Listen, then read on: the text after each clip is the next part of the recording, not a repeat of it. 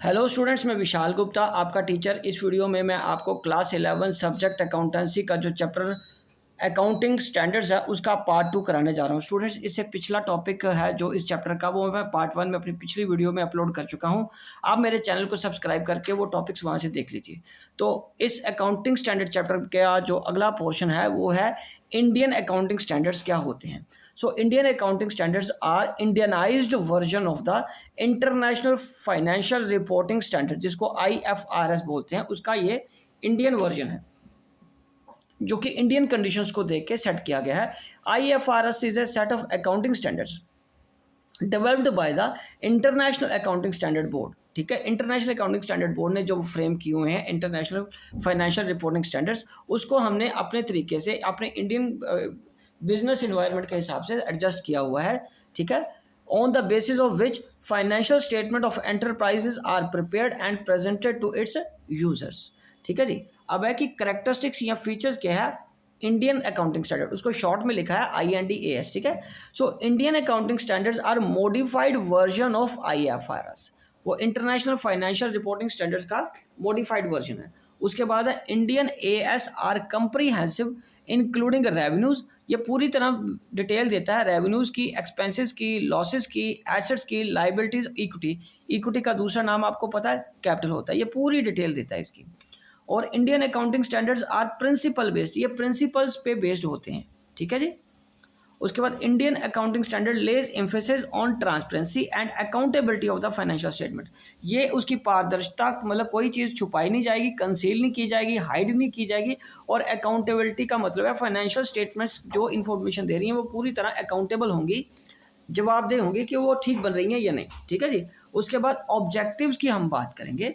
Objectives क्या है हमारे अकाउंटिंग स्टैंडर्ड्स के, इंडियन अकाउंटिंग स्टैंडर्ड से? To ensure uniformity in the preparation and presentation of the financial statements. ये देखना कि हमारे जो इंटरनेशनल इंडियन अकाउंटिंग स्टैंडर्ड है वो पूरी तरीके से यूनिफॉर्म तरीके से बन रहे हैं कि नहीं बन रहे, ताकि सभी सारे हिंदुस्तान में एक जैसे अकाउंटिंग स्टैंडर्ड्स को ही फॉलो किया जा सके। ठीक है स्टूडेंट, समझ आ रही है ना आपको? चलो आगे मैं आपको कंटिन्यू कर रहा हूँ। इसका second point, to provide information, users को इंफॉर्मेशन प्रोवाइड करना, policies adopted in the preparation. और उनको ये अकाउंटिंग इंडियन अकाउंटिंग स्टैंडर्ड्स में एक ये भी सुविधा है कि यूजर्स कौन से, एक्सटर्नल और internal, debtor, creditor, bankers, government, investors. ठीक है, इन सभी को इंफॉर्मेशन प्रोवाइड कराना भी इनकी एक जिम्मेदारी है, ऑब्जेक्टिव है। कौन कौन सी पॉलिसीज एप्लीकेबल हैं, पॉलिसी अडॉप्ट की जा रही हैं फाइनेंशियल स्टेटमेंट्स को प्रिपेयर करने में। ठीक है स्टूडेंट्स, तो चलिए अब हम आगे बात करते हैं point number 3, to remove the effect of the diverse accounting policies and practices. मतलब जो अलग अलग तरीके की अकाउंटिंग प्रैक्टिसेस अपनाई जाएगी उसका जो भी इफेक्ट होगा उसको रिमूव करने के लिए कॉमन प्लेटफॉर्म में सभी को लाने के लिए इंडियन अकाउंटिंग स्टैंडर्ड इस्टेब्लिश किए गए हैं। टू इंश्योर, अगला पॉइंट है fourth point, to ensure consistency, transparency and comparability of the financial statements. मतलब कंसिस्टेंसी मतलब हर बार एक जैसे बने ताकि कंपेयर किया जा सकते, और ट्रांसपेरेंसी का मतलब तो मैंने आपको वैसे ही बता दिया कि कोई चीज़ हाइड नहीं करनी, ये इसका ऑब्जेक्टिव है। To improve the reliability and credibility of the financial statement, उनकी रिलायबिलिटी और क्रेडिबिलिटी को इम्प्रूव करने के लिए फाइनेंशियल स्टेटमेंट की, ठीक है, उसके लिए अकाउंटिंग स्टैंडर्ड्स को बनाया गया है, ये ऑब्जेक्टिव है। अब हम मेरिट्स की बात करेंगे कि मेरिट्स क्या है इंडियन अकाउंटिंग स्टैंडर्ड्स के। इंडियन अकाउंटिंग स्टैंडर्ड का सबसे पहला मेरिट है कि वो इंडियन कंडीशंस के हिसाब से, कंडीशन का मतलब यह वेदर नहीं है, business environment, business nature and environment, business का एनवायरनमेंट कैसा है, माहौल कैसा बिजनेस करने का, उसको देख के रखा गया।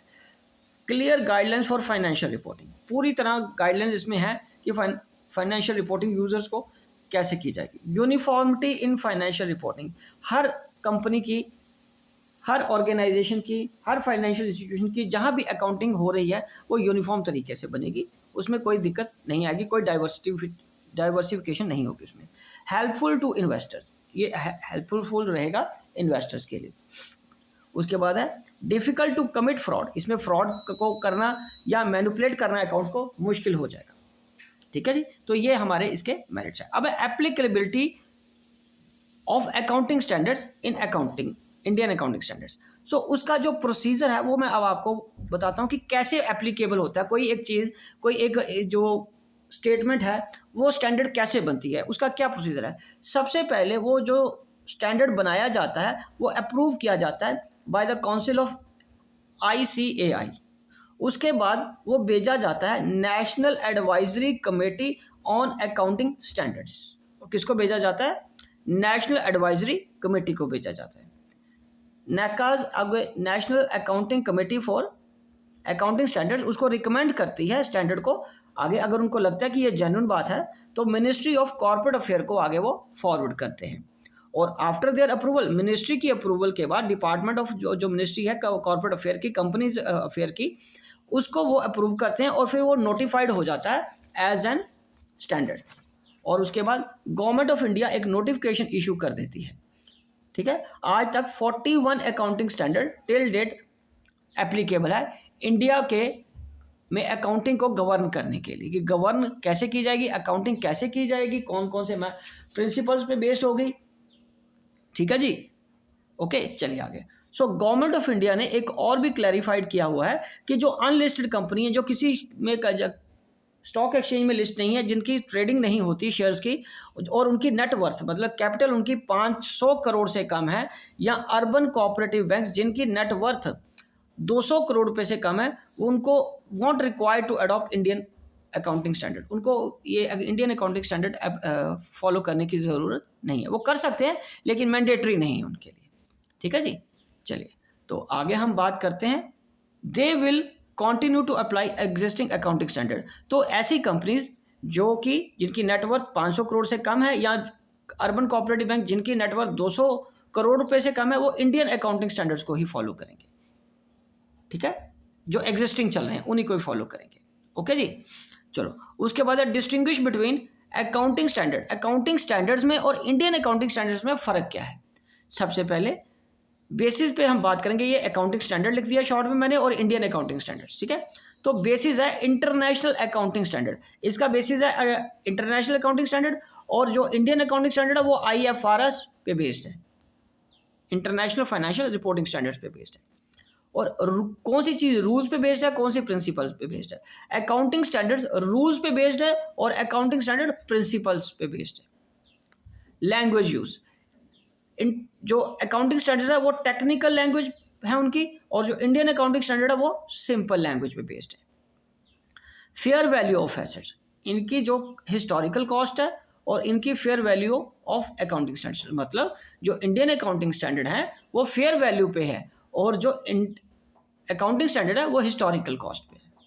सो trust and reliance, trust and reliance का मतलब भरोसा किस पे ज़्यादा है, these are not trusted. Accounting standards ज़्यादा ट्रस्ट नहीं किया जाता। और हायर ट्रस्ट है किस पे, इंटरनेशनल इन्वेस्टर्स को, किस पे, इंडियन अकाउंटिंग स्टैंडर्ड्स पे। मतलब अगर हम ट्रस्ट या रिलायंस की बात करें कि ये इंटरनेशनल इन्वेस्टर्स द्वारा ज़्यादा ट्रस्ट नहीं होता इनको।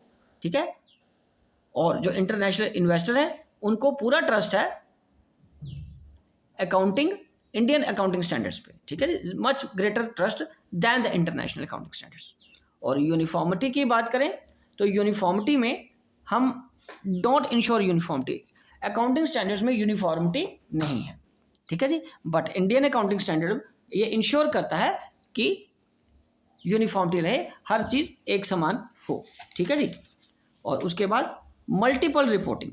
मल्टीपल रिपोर्टिंग की अगर मैं बात करूं तो it requires multiple reporting. Accounting standards को मल्टीपल रिपोर्टिंग की ज़रूरत पड़ती है और इंडियन अकाउंटिंग स्टैंडर्ड्स को मल्टीपल रिपोर्टिंग की ज़रूरत नहीं पड़ती। इसमें मल्टीपल रिपोर्टिंग नहीं होती, एक ही रिपोर्ट में सभी को, सारे यूजर्स को इन्फॉर्मेशन प्रोवाइड की जा सकती है। ठीक है स्टूडेंट्स, तो स्टूडेंट्स इसके साथ मेरे जो अकाउंटिंग के, मैं आपको अकाउंटिंग क्लास +1 की करा रहा हूँ, उसके पहले 6 चैप्टर कंप्लीट हो चुके हैं। तो अब हम बात करेंगे, इसके बाद हम नया चैप्टर स्टार्ट करेंगे, डबल एंट्री सिस्टम। मैं आपको एक बार बता भी देता हूँ, ये देखिए हमारे पास ये बुक है, ये मैंने आपको chapter number 1 meaning, objective, scope, ये nature, basic accounting terms, accounting principles, process and basis of accounting और अकाउंटिंग स्टैंडर्ड्स आपको करा दिया, और अकाउंटिंग इक्वेशन भी चैप्टर हो गया। स्टूडेंट्स आपके पास जो भी बुक है उससे कोई फर्क नहीं पड़ता कि कई बार चैप्टर कुछ एक आधा हो सकता कंबाइन किया हो या एक आधा आगे पीछे करके दिया हो। ओके जी, पर हमने वो सारे पोर्शंस करने हैं जो हमें आपकी बुक में है। तो चैप्टर एक आधा आगे या पीछे हो सकता है, लेकिन करेंगे हम सारे। ओके जी। और इसीलिए मैंने कुछ चैप्टर्स पे चैप्टर के नंबर नहीं लिखे, ताकि आप लोग कंफ्यूज ना हो जाओ कि आपकी बुक में ये चैप्टर तो 5 नंबर का या 6 नंबर का है सर, आपने 4 नंबर लिखा है। उस चीज़ की कोई कंफ्यूजन माइंड में मत रखना, मैं चैप्टर सारे करवाऊंगा आपको। ठीक है जी। तो इसके बाद हम शुरू करेंगे डबल एंट्री सिस्टम। तो आप इसी तरह मेरी वीडियोस देखते रहिए और चैनल को सब्सक्राइब करना ना भूलें। ये टॉपिक और ये वीडियो यहीं पे कंक्लूड होती है। आई होप कि आपको अच्छे से समझ आ गया होगा। ओके जी, डन।